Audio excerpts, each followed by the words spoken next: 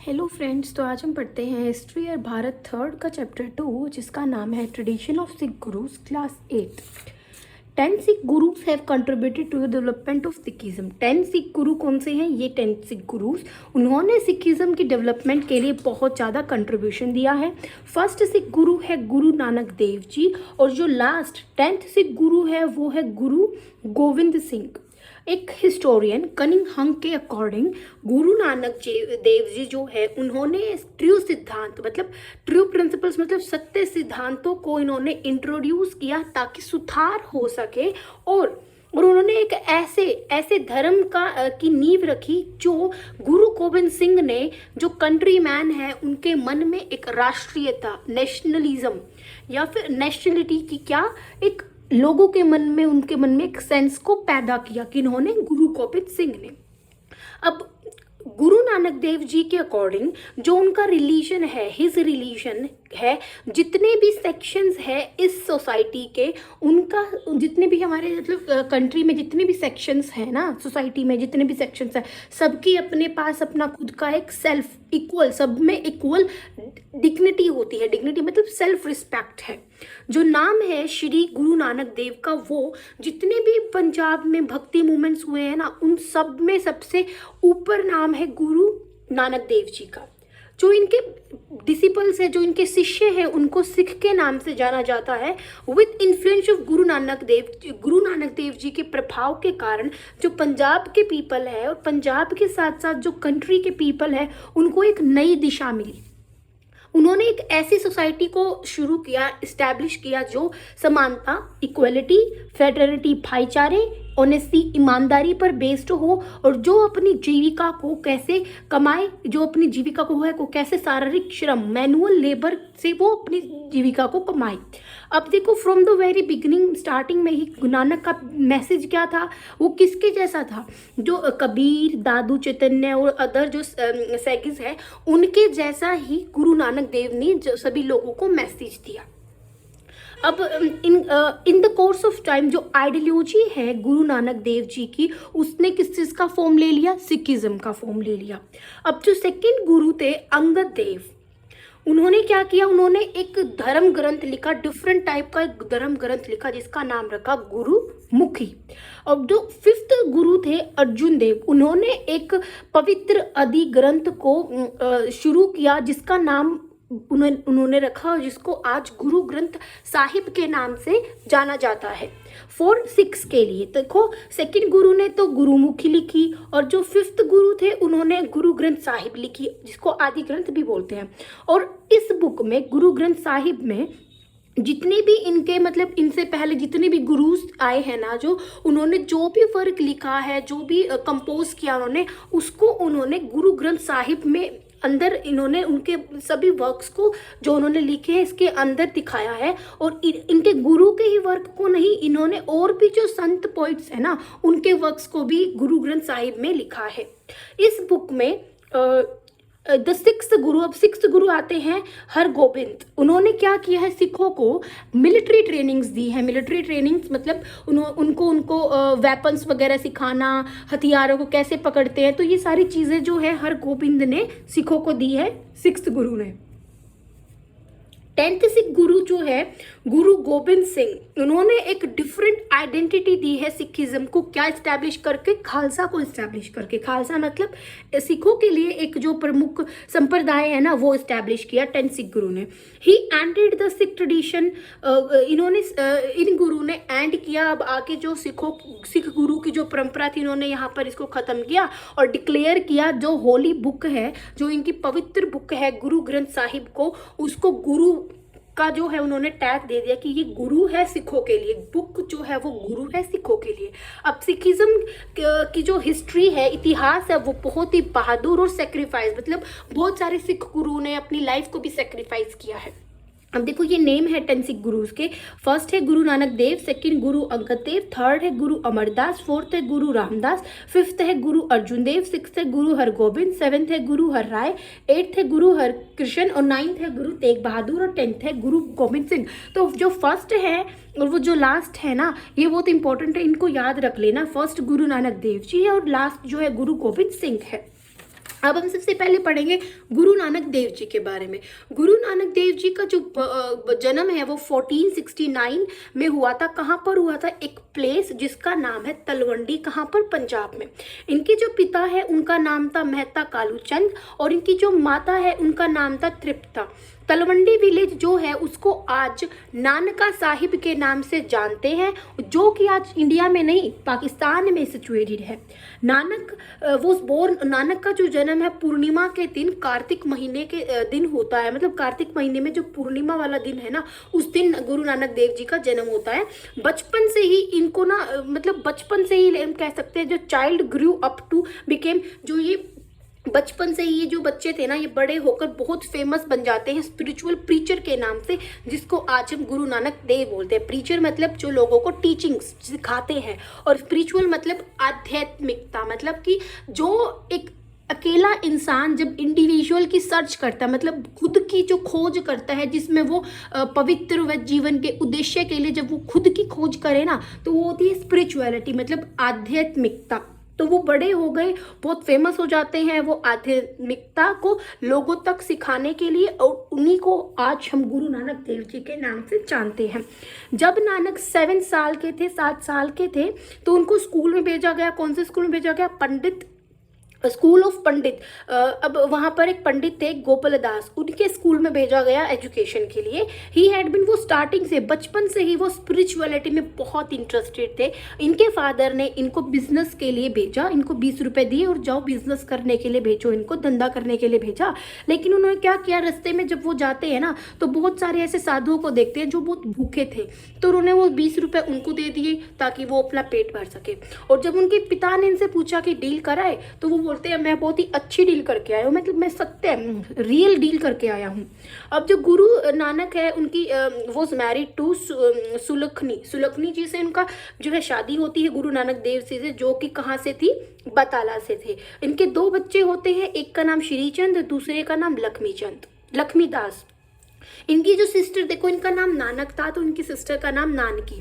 वो थी नानकी, इनसे जो है ना 5 साल बड़ी थी, और वो कहाँ रह रही थी? सुल्तानपुर में रह रही थी अपने पति जयराम के साथ।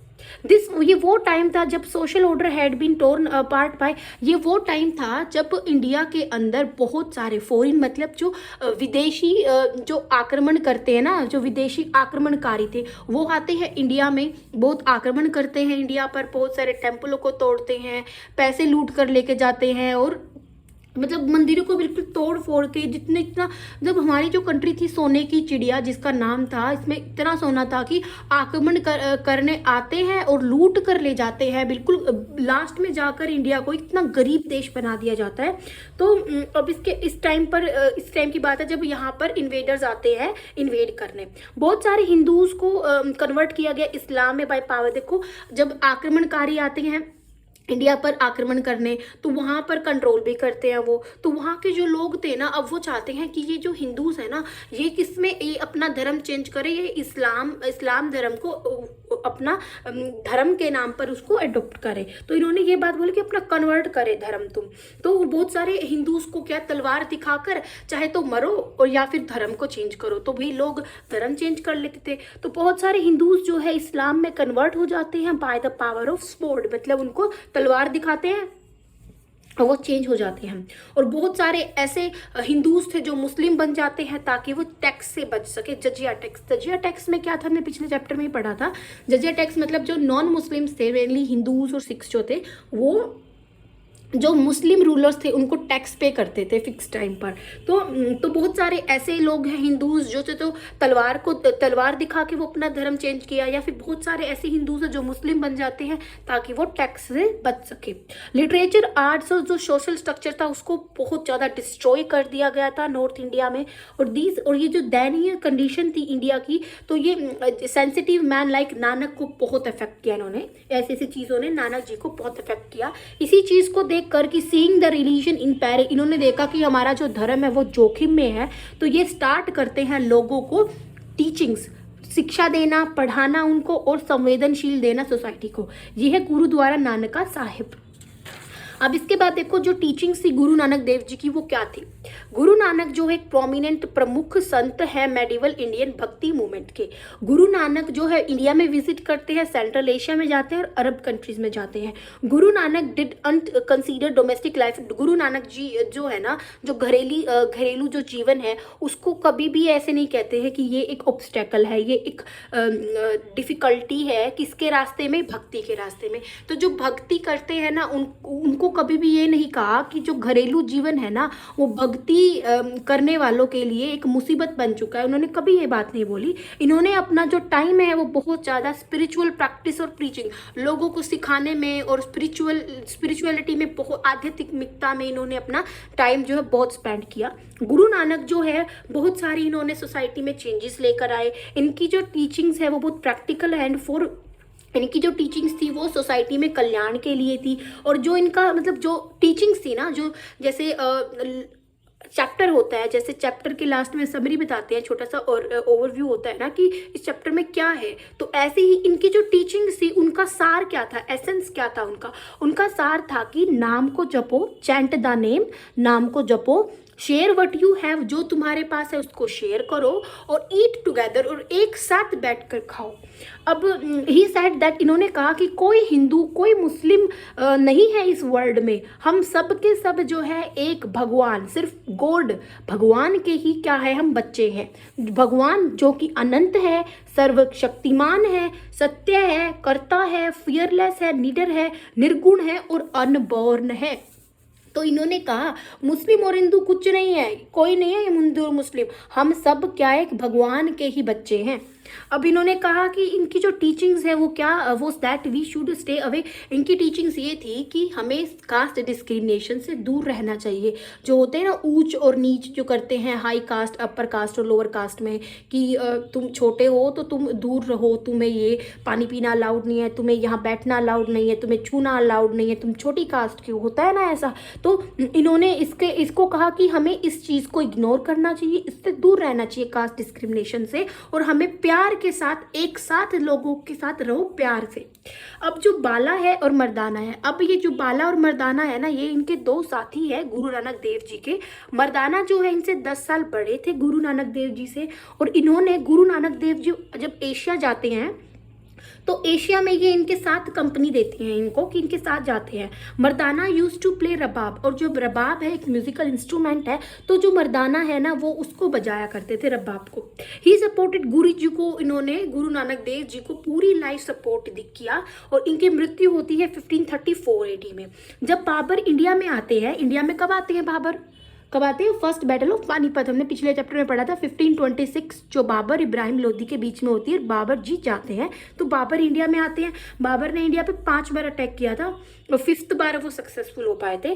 तो बाबर जब इंडिया में आते हैं आक्रमण करने, और उन्होंने बहुत सारे टेम्पल्स को डिस्ट्रॉय, तोड़ दिया, लोगों को फोर्स तरीके से इस्लाम में कन्वर्ट करवाया। तो नानक ने ये सारी चीज़ें अपनी आंखों से देखा कि बाबर आए, तोड़े टेम्पल्स, लोगों को रिलीजन चेंज करवा रहे हैं। तो इट्स सैड और जो इनकी जो ये सारी की सारी जो दुखी बातें हैं ना, इनको गुरु ग्रंथ साहिब में एक सेक्शन दिया है बाबरवाणी। बाबरवाणी के अंडर में, मतलब बाबरवाणी के नीचे गुरु ग्रंथ साहिब में, बाबरवाणी में इन्होंने अच्छी तरीके से सारी की सारी सिचुएशंस को गुरु नानक देव जी ने बताया है कि बाबर कैसे आए, क्या कुछ किया, क्या तोड़ा, लोगों को मारा, चेंज करवाया उनका रिलीजन। तो बाबरवाणी के अंदर इन्होंने सारी चीज़ों को अच्छी तरीके से बताया है। 1522 में ये करतारपुर जाते हैं, वहीं सेटल हो जाते हैं, और जब तक लास्ट मतलब इनकी डेथ तक वो वहीं रहते हैं। अब इन्होंने बहुत सारे वर्क्स लिखे हैं, जैसे कि वार मल्हार, वार मंज, वार असा, जपूजी, ओंकार, पट्टी, बार माहा। ये बोलते हैं कि God is all persuasive. Persuasive मतलब गॉड इज ऑल एवरीवेयर, मतलब भगवान हर जगह है, ठीक है। That doesn't match the ideologies which claim God. ये नहीं है कि गॉड एक पर्टिकुलर डायरेक्शन, मतलब गॉड यही मिलेंगे, इसी प्लेस पे मिलेंगे भगवान, इसी डायरेक्शन में, इसी दिशा में, नहीं। भगवान हर जगह है, तुम कहीं जाओ हर जगह तुम्हें भगवान मिलेंगे। अब हम पढ़ते हैं सेकंड गुरु के बारे में, गुरु अंगद देव। गुरु अंगद देव मेड गुरु नानक देव जी जो है गुरु अंगद देव को अपने सक्सेसर, अपना उत्तराधिकारी बनाते हैं। अब वो क्या करते हैं, गुरु नानक देव जी के जो वर्क लिखे थे, जो इन्होंने कंपोजिशंस लिखी थी, उन्होंने क्या किया, इनको अच्छी तरीके से सेफ तरीके से उनको संभाल के रखा ताकि आने वाली जनरेशन उनको पढ़ सके। ये जो पीरियड था वो ऐसा पीरियड था जब पुअर पीपल्स जो थे सोसाइटी के try to convert other faith in greed for food. अब इस टाइम पर क्या था ना, देखो लोगों को तलवारें दिखाकर रिलीजन चेंज करवा रहे थे। अब इस टाइम पर लोगों को खाने का लालच देकर, खाना नहीं था ना, इतना कम खाना हो रहा था जब आक्रमण करने आ रहे थे लोग, तो देखो इनको खाने का वो देकर लालच कि खाना मिलेगा, तुम्हें इतना खाना दिया जाएगा अगर आप अपना रिलीजन को चेंज करते हो। तो लोगों ने क्या किया, अपने फेथ, अपने रिलीजन सबको चेंज किया खाने के लिए, सिर्फ खाने के लालच में आकर। इसी पर्पस के लिए जो मुस्लिम रूलर है वो क्या कर रहे थे, सूफी संत होते हैं ना, उनको बहुत ज्यादा उन्होंने लैंड दी कि तुम लोगों को प्रेरित करो कि तुम अपना रिलीजन चेंज करो। तो इन्होंने सूफियों को बहुत सारा लैंड दिया। फ्री फूड वॉज अरेंज, जो पीपल यहाँ पर थे उनके लिए फ्री में खाना उपलब्ध करवाया जा रहा था। ऐसी सिचुएशन में कुछ ऐसे पीपल से सोसाइटी के जो यूज टू बिकम, जो मुस्लिम बन जाते हैं सिर्फ और सिर्फ फूड के लालच में, खाने के लालच में। ऐसे सेक्शंस है सोसाइटीज़ के जो मुस्लिम बन जाते हैं सिर्फ खाने के लालच में आकर, जो कि अच्छा नहीं था सोसाइटी के लिए। तो गुरु अंगद देव ने क्या किया, जो लंगर सिस्टम था ना जहाँ पर खाना दिया जाता है गुरुद्वारा में, उस लंगर सिस्टम को उन्होंने और भी अच्छी तरीके से शुरू किया, और जो इस्टेब्लिश किया था गुरु नानक देव जी ने लंगर सिस्टम को इस्टेब्लिश किया था। इन्होंने उस सिस्टम को थोड़ा अच्छा सुधार किया उस सिस्टम में। इनकी जो वाइफ है ही यूज्ड टू लुक, इनके बाद जो इनकी वाइफ है वो देखती थी इस लंगर सिस्टम को। अब ड्यू टू द इंक्रीजिंग, अब मुगल्स का पंजाब में बहुत दबदबा जो है शुरू हो चुका था, इंक्रीज हो रहा था। जो परंपरा थी Khars were severed and Angad Dev resorted it and established। Angad Dev ji क्या करते हैं, एक ऐसे एरिया को, खादुर साहिब में एक ऐसे एरिया को ये इस्टेब्लिश करते हैं जहाँ पर इनके जो शिष्य हैं उनको प्रैक्टिस दी जा सके। अब अनदर इम्पॉर्टेंट वर्क जो है गुरु अंगद डिड, जो अगला जो वर्क है जो गुरु अंगद जी ने किया था वो क्या था, वो था इस्टेब्लिशमेंट ऑफ गोइंडावाल। इन्होंने गोइंडवाल को इस्टेब्लिश किया था। अब देखो 1546 में ही सेंट हिज, ये अपने जो ट्रस्टेड, जिनको ये बहुत ज़्यादा विश्वास करते हैं अपने शिष्य को, भाई अमरदास को, एक जो रिवर है ना बियास, उसके बैंक पर भेजते हैं कि यहाँ पर जाकर एक नई सिटी को तुम इस्टेब्लिश करो। ठीक है, किसको भेजते हैं, भाई अमरदास जो इनके एक शिष्य थे उनको।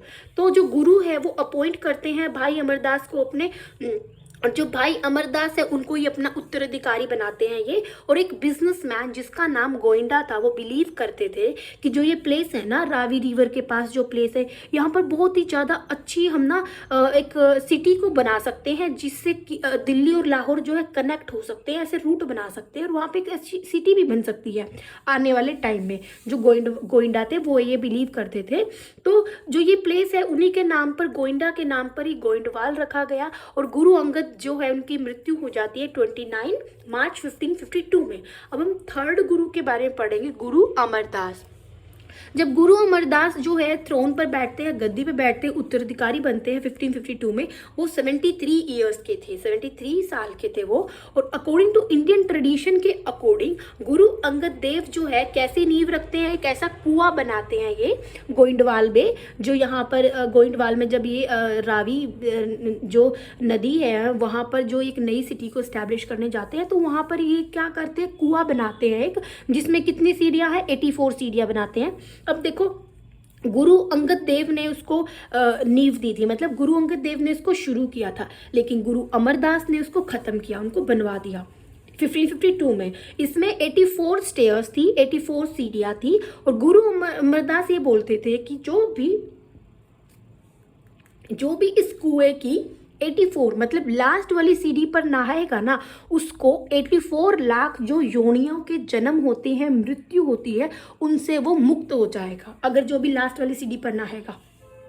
ही फर्दर इस्टेब्लिश द आइडिया, इन्होंने एक आइडिया इस्टेब्लिश किया, फहाले पंगत फिर संगत, गिविंग अ मोर एलाबोरेट। और इन्होंने क्या किया, जो लंगर सिस्टम था जिसको गुरु नानक देव जी ने शुरू किया था, फिर अंगद जी ने उसको अच्छी तरीके से अच्छी फॉर्म दी थी उसको, और उसी को लंगर सिस्टम को गुरु अमरदास जी ने बहुत ज़्यादा अच्छा बना दिया था। अकॉर्डिंग टू इस परंपरा के according everyone had to be in langar, सभी को लंगर में जाना है बिफोर द गुरु दर्शन, गुरु के दर्शन से पहले सबको लंगर में जाना है। अनदर टास्क जो था ये प्रूव करते हैं four site is the establishment of the practice of मंजी, और फिर वहां पर ये एक मंजी को एस्टैब्लिश करते हैं। मंजी क्या होता है, एक टाइप का बेड हम कह सकते हैं, गद्दी हम कह सकते हैं। तो वहां पर एक ये मंजी को एस्टैब्लिश करते हैं, और ये बिलीव करते हैं, और ये क्या करते हैं, वहां के जो सराउंडिंग एरिया था ना उसको 22 पार्ट्स में ये डिवाइड करते हैं, और 22 पार्ट्स में डिवाइड किया है। तो 22 पार्ट्स में इन्होंने कहा अपने जो शिष्य थे ना, जिनको ये बहुत ज़्यादा ट्रस्ट करते थे, इन शिष्य को वहाँ बिठाते हैं 22 पार्ट्स में, ताकि वो रिलीजन धर्म को स्प्रेड कर सके। ठीक है, एक पार्ट को 22 पार्ट में डिवाइड कर दिया गया, और 22 में अलग अलग जो शिष्य हैं उनको बिठा दिया, ताकि वो रिलीजन को लोगों तक पहुंचा सके, उनको पढ़ा सके। अब जो इनके शिष्य थे वो कहाँ पर, मंजी पर बैठ, देखो हर जगह थे तो मंजी पर बैठते थे और लोगों को मैसेज देते थे। इनके गुरु, जो इनके गुरु ने इनको सिखाया है शिष्य को, वो शिष्य क्या करते थे, गुरु ने जो इन शिष्य को सिखाया है वो लोगों तक पहुंचाते थे। और जो एंड इस प्रैक्टिस को मंजी ट्रेडिशन, मंजी परंपरा बोलते हैं। अब he also made another notable contribution, और ये अब सोसाइटी में चेंजेस करने के लिए अलग जो है अनदर कंट्रीब्यूशन है वो देते हैं। एट ए टाइम, उस टाइम पर इस्लामिक इन्फ्लुएंस, इस्लाम जो धर्म है वो बहुत बढ़ रहा था। तो वुमेन चाहे तो बुर्का पहनती थी, चाहे वो घूंघट में रहती थी, लिव्ड इन वेल घूंघट में। गुरु अमरदास बोलते थे कि ये जो प्रैक्टिस है, जो ये बिल्कुल वुमेन्स के लिए डिस्क्रिमिनेशन है। भाई लोग वुमेन्स के लिए, औरतों के लिए बहुत ही ज़्यादा भेदभाव हो रहा है कि वुमेन्स तो घूंघट में रहती हैं, बुर्का में रहती है, लेकिन जो मैन है वो ऐसे ही घूमते। तो ये बोलते हैं कि ये डिस्क्रिमिनेशन है वुमेन के साथ। ये also physical, mental, spiritual development of women is inhabited. इसकी वजह से जो वुमेन है उनकी फिजिकल, मेंटल, स्पिरिचुअल डेवलपमेंट जो है वो नहीं हो पा रही है, जिससे उनसे बहुत ज़्यादा शर्मिंदगी महसूस हो रही है। तो ये वुमेन्स के लिए डिस्क्रिमिनेशन है। तो ये इसी रीज़न से ये कहते हैं लंगर सिस्टम में इन्होंने ऑर्डर दिया कोई भी वुमेन जो है घूंघट नहीं रखेगी वो लंगर में। सो ही वर्कड फॉर द, इन्होंने हिंदू सोसाइटी और रिलीजन के लिए बहुत उसको उन्नति के लिए, उनकी अपलिफ्टमेंट के लिए बहुत ज़्यादा कार्य किया। इन्होंने कब तक किया, 95 ईयर्स तक इन्होंने ये है लोगों के लिए कार्य किया, जब तक उनकी डेथ नहीं होती 1574 में। और ये फिर अपने जो ब्रदर है जेठा, इनका जो भाई है जेठा, उनको अपना उत्तराधिकारी बनाते हैं। और जिनको जेठा को किस नाम से जानते हैं, फोर्थ गुरु रामदास के नाम से जानते हैं। क्या आपको पता है जो गॉड है उसको गुरु ग्रंथ साहिब में भी मेंशन किया गया है, मतलब गुरु के बारे में, गॉड के बारे में, भगवान के बारे में गुरु ग्रंथ साहिब में भी बताया गया है एज कैसे, वाहिगुरु के जैसे, वाहिगुरु के नाम से, या फिर हरि या राम के नाम से उनको भी बताया गया है। अब हम पढ़ते हैं फोर्थ गुरु रामदास के बारे में।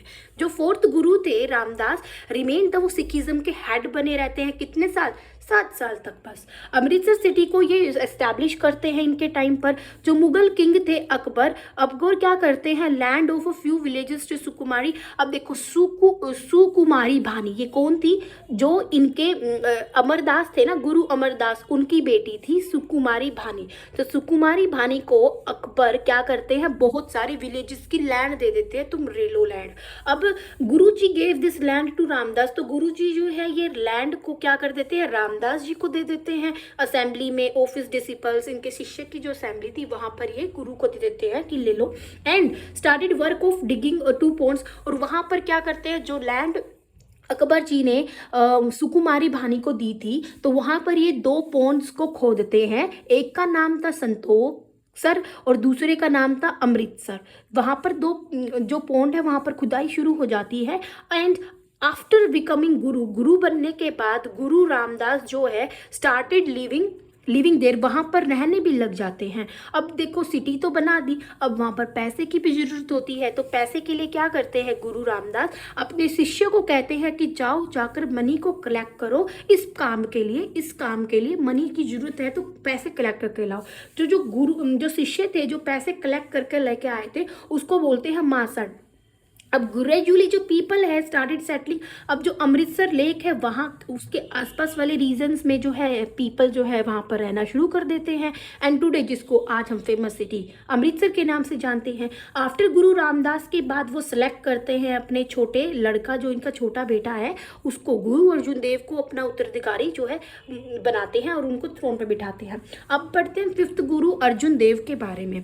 जो गुरु अर्जुन देव है gave impetus to the construction of Harmandir Sahib in Amritsar at a rapid pace. अब इन्होंने हरमंदिर साहिब गुरुद्वारे को बनवाते हैं ये गुरु अर्जुन देव। अब देखो जो कंस्ट्रक्शन थी टेम्पल की वो कंप्लीट हो जाती है 1600 तक, वो कंप्लीट हो जाती है। हरमंदिर साहिब जो गुरुद्वारा है, टेम्पल है जो, इसको वो 1600 तक बना के फिनिश कर देते हैं।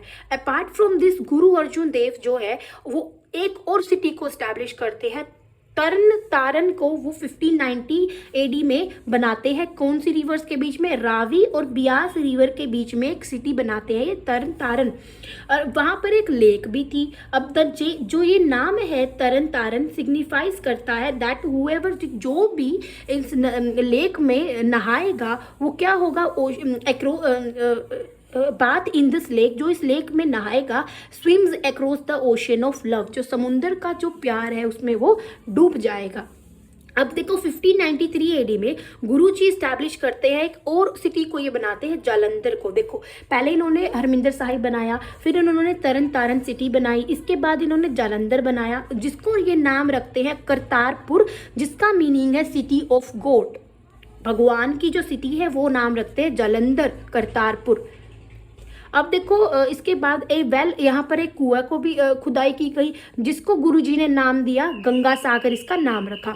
1595 एडी में एक सन हु वाज बोर्न टू गुरुजी, एक इनके गुरुजी को ना एक लड़के का जन्म होता है जिसका ये नाम रखते हैं Hargobind. And being blessed with the gift of son, और इनको सन हुआ था तो ये इस्टेब्लिश करते हैं एक और सिटी को, रिवर बियास रिवर की किनारों पर, बैंक्स पर ये एक और सिटी को बनाते हैं जिसका नाम है हरगोबिंदपुर रखते हैं ये। और एक सेपरेट एरिया जो है लेप्रोजी एक डिजीज है, जो पेशेंट्स होते हैं ना, लेप्रोजी मतलब एक डिजीज है, इस डिजीज के जो भी पेशेंट्स थे उनके लिए ये एक अलग से सेपरेट एरिया बनाते हैं तरन तारन में, जहां पर इनको फ्री खाना, फ्री के क्लॉथ्स और फ्री में मेडिसिन इनको अरेंज की जाएगी। Money was needed to build all the cities, इन सिटीज को बनाने के लिए देखो पैसों की जरूरत पड़ती है, तो पैसों की जरूरत पड़ी तो एंड टू रन लंगर्स, और लंगर्स को रन करने के लिए पैसे की जरूरत पड़ती है, फॉर विच जिसमें गुरु अर्जुन देव जो है रीऑर्गेनाइज, इस वजह से जो गुरु अर्जुन देव है ना, जो मासड़ सिस्टम था ना, उनको ये फिर से रीस्टैब्लिश करते हैं, रीऑर्गेनाइज करते हैं ये, कि पैसों की जरूरत है, लंगर में भी पैसों की जरूरत पड़ेगी, तो ये जो मासड़ सिस्टम था ना जो गुरु रामदास ने शुरू किया था उसको ये शुरू करते हैं। और ये अपने शिष्य को कहते हैं कि तुम अपनी इनकम से 10% गुरु को दो या फिर रिलीजियस वर्क को दो, तो ऐसे इस पार्ट को बोलते हैं दो संध सिस्टम। और जो शिष्य थे उन्होंने एक्सेप्ट कर लिया इस चीज़ को बड़ी खुशी से, और बहुत सारी पैसे जो है गुरु जी को मिलते हैं। और अनदर इम्पॉर्टेंट वर्क जो गुरु अर्जुन देव ने किया था वो ये था, इन्होंने आदि ग्रंथ को इन्होंने कंपाइल किया, मतलब लिखा शुरू किया इन्होंने। और उसके अंदर जो इनके प्रीवियस गुरु थे ना, मतलब गुरु अर्जुन देव से जो पीछे वाले 4 गुरु थे, उनके जो वर्क थे, उन्होंने जो भी लिखा था उसको इस आदि ग्रंथ में वो लिखते हैं ही ऑल्सो। और जो भी अदर जो संत है ना, जैसे कि कबीर दास, रविदास, फरीद, इनके भी वर्क को वो इस आदि ग्रंथ में लिखते हैं। तो इनके गुरु और जो और संत गुरुज हैं उनके भी सारे कामों को ये आदि ग्रंथ में लिखते हैं। और इन्होंने एडवाइस दी अपने शिष्य को कि तुम सारे के सारे जो इंटॉक्सिकेशन मतलब शराब वराब है ना, इनसे दूर रहो। अब दिस वॉज द ये वो टाइम था जब अकबर दिल्ली पर रूल करता है, and he was less fanatical than, देखो अकबर से पहले जो भी आए हैं, जैसे हुमायूं, बाबर, जो भी इनसे पहले मुगल एम्पर आए ना, वो बहुत ज़्यादा कट्टर थे, जो मन चाहे वो कर रहे थे, लोगों को मार देते, रिलीजन चेंज करा, लेकिन अकबर इनसे कम कट्टर थे। अब इस पीरियड में जो नॉन मुस्लिम्स हैं उनको फ्रीडम, नॉन मुस्लिम्स मतलब जो मुस्लिम्स को छोड़कर जो भी बचते हैं हिंदू रिलीजन में, हिंदू हो गए, सिख हो गए, तो उनको फ्रीडम मिली कि तुम्हें जिस रिलीजन को एक्सेप्ट करना वो करो, जैसे रहना तुम रहो। तो जो सूफीज है, इमाम्स है, उलेमा है उस टाइम के डिड नॉट लाइक इट। देखो सूफीज, इमाम्स, उलेमा कौन होते हैं? जैसे हिंदू रिलीजन में ब्राह्मण्स होते हैं, लोगों को सिखाते हैं, ब्राह्मण होते हैं ना, ऐसे ही मुस्लिम्स में उलेमा होते हैं, वो लोगों को सिखाते हैं। तो जो सूफी, इमाम्स, उलेमा बिल्कुल भी पसंद नहीं किया इस चीज़ को कि ऐसे कैसे अकबर ने ऐसे कह दिया कि तुम्हें जो रिलीजन पसंद है वो रखो, नहीं ऐसे नहीं होना चाहिए। तो वो सारे के सारे ये होप कर रहे थे कि जो अकबर है जल्दी से अकबर का रूल है ना खत्म हो जाए, और वो प्रेशराइज करेंगे फिर जो नॉन मुस्लिम्स हैं, जो हिंदूज है, सिख है, मतलब मुस्लिम्स को छोड़ के जो भी बच गए ना, उनको बहुत प्रेशराइज करेंगे ये कि अपना रिलीजन जो है चेंज करो जल्दी जल्दी। अकबर ने ऐसा नहीं कहा, इन्होंने कहा नहीं अकबर ने कि ऐसा करो, लेकिन ये चाहते थे कि जल्दी से इनका जो है रूल खत्म हो और ये जल्दी से उनको ऊपर दबाव डाले। Their wish was fulfilled one, उनकी विश जब पूरी होती है जब अकबर की डेथ हो जाती है 1605 में, और इनका जो लड़का है जहांगीर वहाँ पर एम्परर बनता है। अब इनका जो बड़ा बेटा है जिनका नाम था खुसरो मिर्ज़ा, वो 19 साल का था उस टाइम पर, और उन्होंने कहा कि जो मैं हूँ ना, मैं अपने जो अकबर है ना, मेरा जो दादा अकबर है, मैं उनका बहुत ही फेवरेट था, तो वो इस वजह से मुझे एम्परर बनना चाहिए, आपको एम्परर नहीं बनना चाहिए। अपने पिता को बोलता है कि मैं मेरे दादा का बहुत फेवरेट था, तो आपकी जगह एम्परर मुझे बनना चाहिए, आपको नहीं। इनके साथ ये क्या करते हैं फिर, ये अपने ही पिता के साथ ये विद्रोह करना शुरू करते हैं। तो ये और इनके जो साथी है आगरा को छोड़कर रिवोल्ट करने चलते हैं, ये इनके पिता जहांगीर के पास, और एक आर्मी को ऑर्गेनाइज करते हैं, ठीक है, अगेंस्ट जहांगीर। और जो जहांगीर की जो जहांगीर ने, इनके पिता ने जो आर्मी को ऑर्गेनाइज किया था, उनको हराने के लिए अब ये चलते हैं लाहौर की तरफ। अब ऑन द वे में जब ये रीच करते हैं, तरन तारण सिटी में पहुंचते हैं, तो ये किससे मिलते हैं? गुरु अर्जुन देव से मिलते हैं, और reach Lahore to take his authority, और वहाँ लाहौर पहुंचकर ये उनको अपने पिता की ऑथोरिटी, अपने पिता की जगह ये खुद रूल करना चाहते हैं। तो जहांगीर लाहौर पहुंचते हैं विद हिज लार्ज आर्मी के साथ, और अपने लड़के को, उनके जो साथी है उनको दिल्ली लेके चलते कि चलो दिल्ली चलो। अब उनके साथियों को, इनके बेटा जो है ना, इनका खुसरो मिर्जा, इनकी आंखों के सामने ही इनके जो साथी थे ना, अब ये पकड़ कर दिल्ली लेके आते हैं। तो इनके जो साथी थे ना, इनके बेटे के जो साथी थे, उनको मरवा देते हैं इनकी आंखों के सामने ही, और आफ्टर बीइंग, और बहुत ज़्यादा टॉर्चर करते हैं, और जहांगीर अपने ही बेटे को अंधा करवा देते हैं कि दोबारा ये ऐसी हरकतें ना करे ना, इस वजह से डर जाते हैं वो, तो अंधा करवा देते हैं और उनके साथियों को मरवा देते हैं। जहांगीर जो है ना, एक पूरा बिल्कुल कट्टर मुस्लिम हम कह सकते हैं वो था। इसी वजह से उसने किसी भी रिलीजन को, किसी भी क्रीड को, किसी भी सेक्ट को वहाँ पर अलाउ नहीं किया कि इस्लाम धर्म के अलावा कोई भी रिलीजन यहाँ पर स्प्रेड ना हो, फैल ना जाए, सिर्फ इस्लाम ही फैले, इन्होंने ये बोला। और ही इम्प्रीजन गुरुजी, इन्होंने गुरुजी को भी जेल में बंदी करवा दिया और दिल्ली ले गए, और वहाँ पर इनके ऊपर इन्होंने क्या किया था, गुरुजी ने जो है ना जहांगीर को बहुत ज़्यादा इंसल्ट की थी। इनकी इंसल्ट के चक्कर में इन्होंने उनके ऊपर बहुत ज़्यादा पेनल्टी लगाई और जेल में डाल दिया। जेल में डालते ही उनको बहुत ज़्यादा टॉर्चर किया, जिस टॉर्चर की वजह से गुरुजी की जो है डेथ हो जाती है 1606 में। अब हम पढ़ते हैं गुरु हरगोबिंद के बारे में। आफ्टर द ब्रिटल, जो क्रूर तरीके से गुरु अर्जुन देव की जो मृत्यु होती है, इनके बाद उनका एक अकेला लड़का हरगोबिंद यहाँ गुरु बनते हैं। बट 1609 में जब जहांगीर देखते हैं कि जो एक्टिविटीज़ है सिख की इंक्रीज, मतलब जहांगीर देखते हैं कि जो एक्टिविटीज़ है, जो ये सिख है ये बहुत इंक्रीज हो रहे हैं, तो वो क्या करते हैं, गुरु जी को जेल में बंद करवा देते हैं ग्वालियर फोर्ट में। वो किस चीज़ में, किस वजह से कर रहे हैं कि जो सिख है ना, इनके ऊपर बहुत ज़्यादा फाइन लगा रखा है कि वो पे नहीं कर रहे हैं, पे नहीं कर रहे हैं वो फाइन को। तो इस वजह से गुरु जी को ग्वालियर फोर्ट में बंदी बना दिया जाता है, जेल में डाल दिया जाता है। इनको 2 साल तक बंदी बनाए दिया जाता है। उसके बाद 1611 AD में इनको छोड़ दिया जाता है। अब इनके बाद गुरुजी जो है पंजाब में वापस आते हैं, और फिर वो अपने जो इनके सिख थे, इनके जो शिष्य थे, उनको वो स्टार्ट ऑर्गेनाइज करना शुरू करते हैं। अब जो गुरु थे, all the Guru till now have placed more focus, अब जितने भी गुरु थे वो सारे के सारे स्पिरिचुअल नॉलेज पे बहुत फोकस कर रहे थे, like the Indian Guru disciple tradition की तरह। अब गुरु हरगोबिंद जो है, जो लोगों के मन में कॉन्फिडेंस और जो निडरता की जो क्वालिटीज़ है, उनको लोगों के मन में पैदा करते हैं, ताकि उनके जो फियरफुल, जो डरे हुए, जो उनके जो ये क्या करते हैं, जो इनके शिष्य थे जो डरे हुए थे, उनके मन में कॉन्फिडेंस और उनके मन में निडरता की जो है भावना को पैदा करते हैं कि वो डरे ना, वो अच्छे तरीके से सबका मुकाबला करे। He gave spiritual and practical education. ये अपने लोगों को क्या जो सिख है उनको ये स्पिरिचुअल और जो एजुकेशन है अपने शिष्यों को देते थे। वहाँ पर ये अकल तख्त को कंस्ट्रक्ट करते हैं, अकल तख्त कंस्ट्रक्टेड बाय गुरु को हरगोबिंद करते हैं, और वहाँ पर बैठकर ये अपने शिष्य को एजुकेशन देते हैं, स्पिरिचुअल सिखाते हैं। उस टाइम पर using the language prevalent in the region of Punjab, तो उस टाइम पर जो पंजाब था वहाँ पर इनके रीजन में जो लैंग्वेज फेमस थी ना, उस टाइम पर 2 लैंग्वेजेस फेमस थी। इन्हीं के कॉम्बिनेशन से इन्होंने 2 पहलू के नाम रखे, मीरी और पीरी। इन्होंने अपने हाथों में तलवार पकड़ी जिसका सिंबल था 2 पहलू। इनका जो मेन ऑब्जेक्टिव था वो था कि जो सिख है ना उनको योद्धा में बदला जा सके और मुगल्स के अगेंस्ट ये सिख जो है वो लड़ाई करे।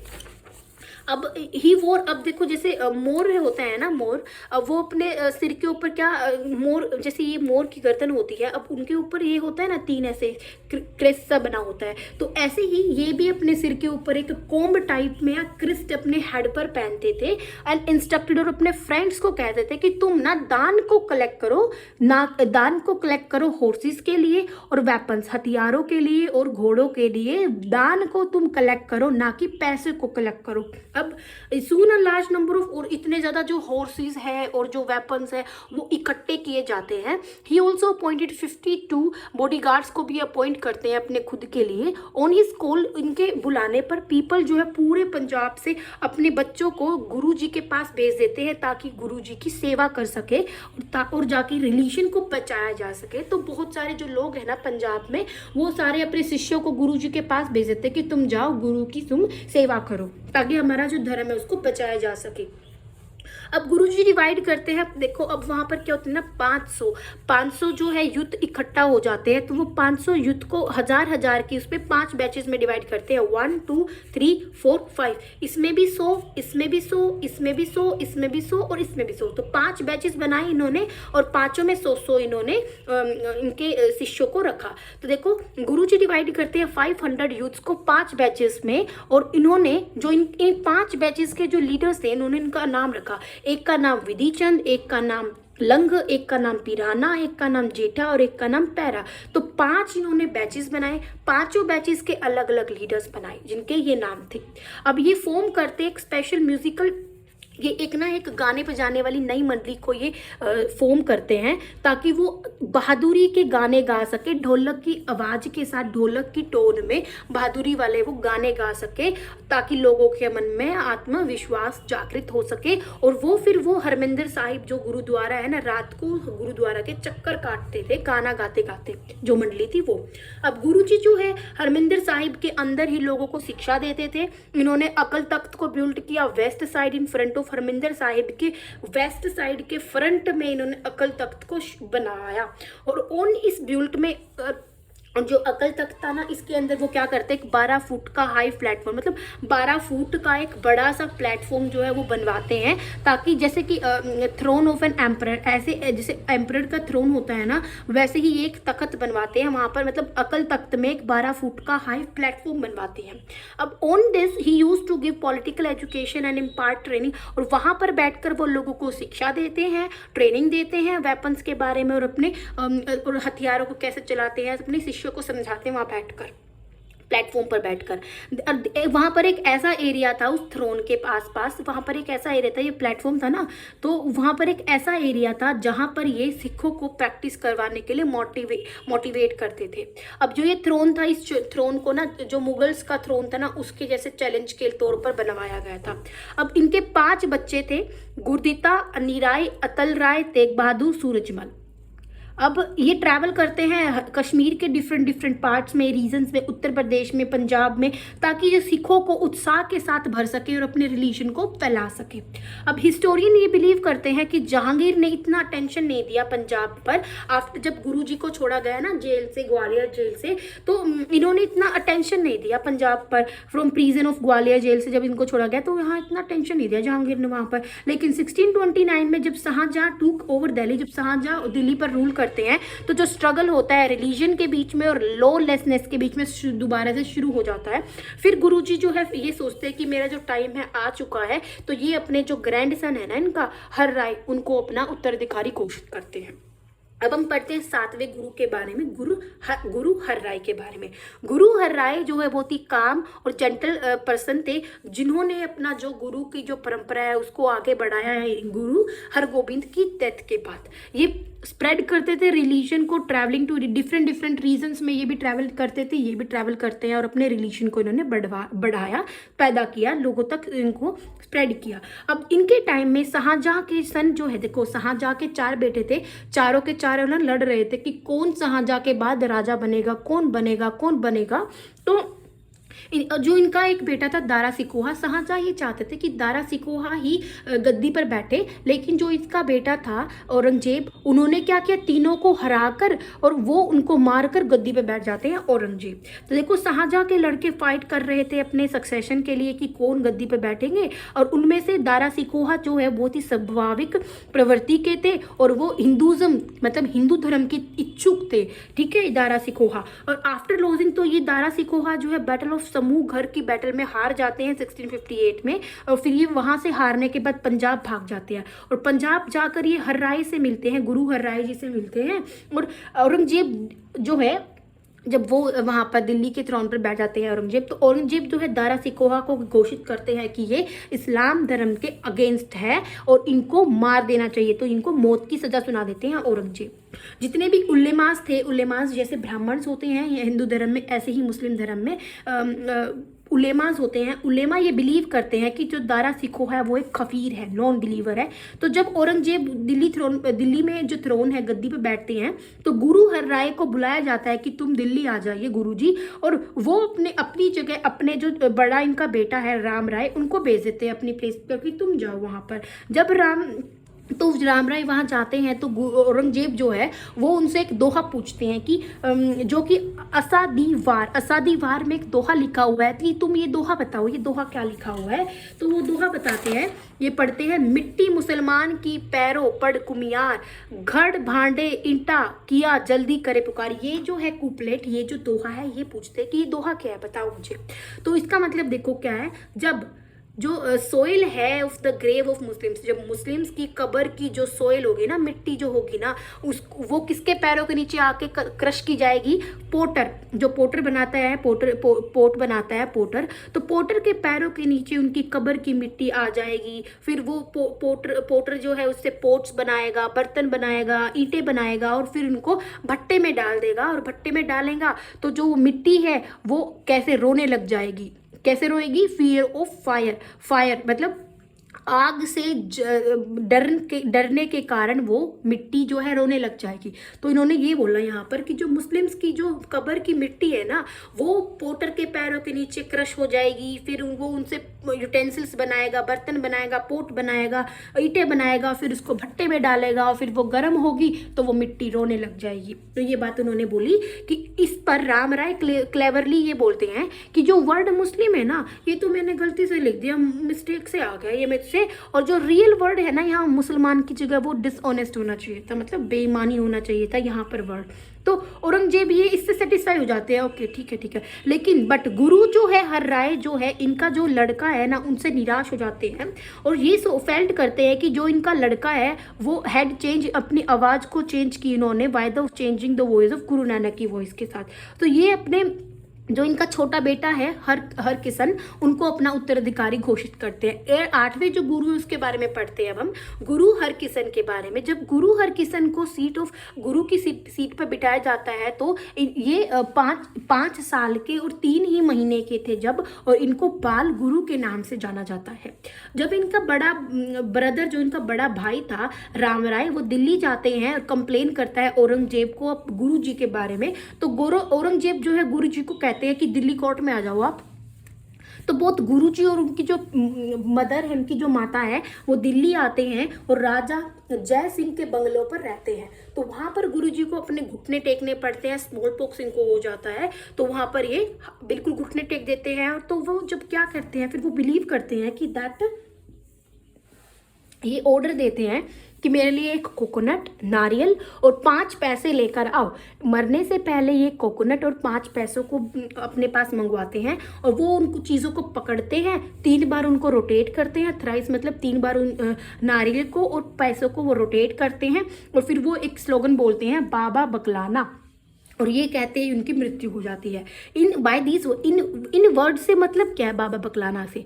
बाबा बकलाना से मतलब है कि जो इनका उत्तराधिकारी होगा ना, वो कौन होगा? इनका दादा। इनका दादा इनका उत्तराधिकारी बनेगा, जो कि बकलाना अमृतसर में रह रहा है। तो ये 30 मार्च को इनकी मृत्यु हो जाती है। अब 9th गुरु के बारे में पढ़ते हैं, गुरु तेग बहादुर। अब देखो 11 अगस्त 1664 में एज पर गुरु हरकिशन की लास्ट विश थी कि इनका जो बकलाना है, जो इनका मतलब दादा है जो बकलाना में रह रहा है, वो इनका उत्तराधिकारी बनेगा। इसी वजह से वो उनके जो शिष्य है वो कोकोनट को और 5 पैसे को इनके दादा जो बकलाना में रह रहे हैं उनके पास लेकर आते हैं और जिनको आज गुरु तेग बहादुर के नाम से जानते हैं। और इनके जो शिष्य हैं वो उनको कहते हैं कि अब आप गद्दी पर बैठ जाओ, आप उत्तराधिकारी हो। और गुरु तेग बहादुर ने बहुत ज़्यादा ऐसे काम किए अपने रिलीजन को बचाने के लिए और स्प्रेड करने के लिए, फैलाने के लिए।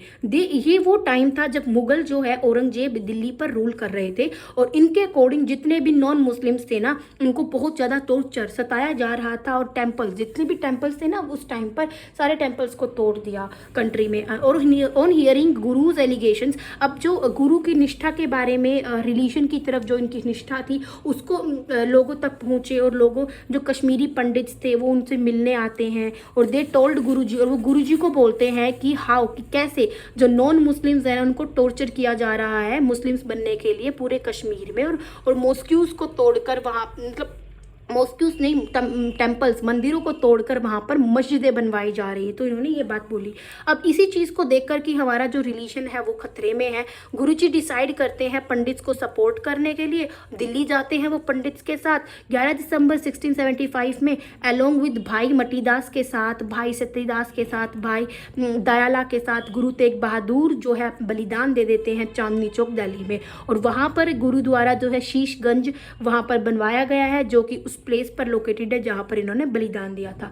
ये जो टर्म है इसको हिंद की चादर के नाम से भी जाना जाता है, जिसका मतलब है प्रोटेक्शन ऑफ हिंदुइज्म, हिंदुइज्म की जो इन्होंने प्रोटेक्शन की थी।